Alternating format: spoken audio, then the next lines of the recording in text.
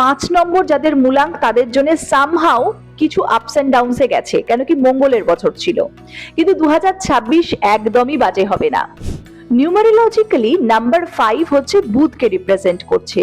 যাদের date of birth 5, 14 আর 23, এই যে নাম্বারটা of any month are coming under number 5 নিউমারোলজিক্যাল মূলাঙ্ক, এবং তাদের রুলিং প্ল্যানেট হচ্ছে মার্কারি। আপনি কি জানেন যে মার্কারি এবং সান, রবি বুধ বুধাদিত্য যোগ তৈরি করে আমাদের অ্যাস্ট্রোলজিক্যালি, এবং সেরকমই কিছু কানেকশনস কিন্তু 2025-2026 পেতে চলেছে।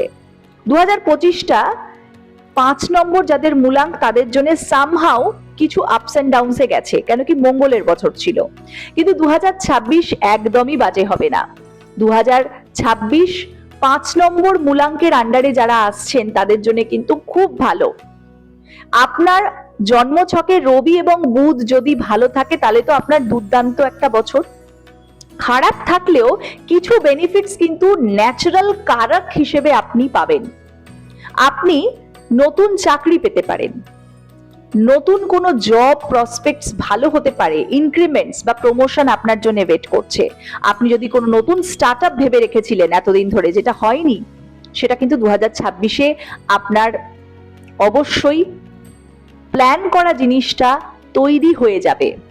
এটা কিন্তু 2026-এ হতে চলেছে। তো ওভারঅল 5 নম্বর মূলাঙ্ক যারা রয়েছে তাদের জন্য কিন্তু খুব খুব ভালো একটি বছর। সাবধানে প্ল্যানিং করে এগিয়ে যাও এবং 2026-এ ম্যানিফেস্ট করার চেষ্টা করো। নাম্বার 6 যাদের মূলাঙ্ক তাদের চলুন দেখে নেওয়া যাক কি হচ্ছে।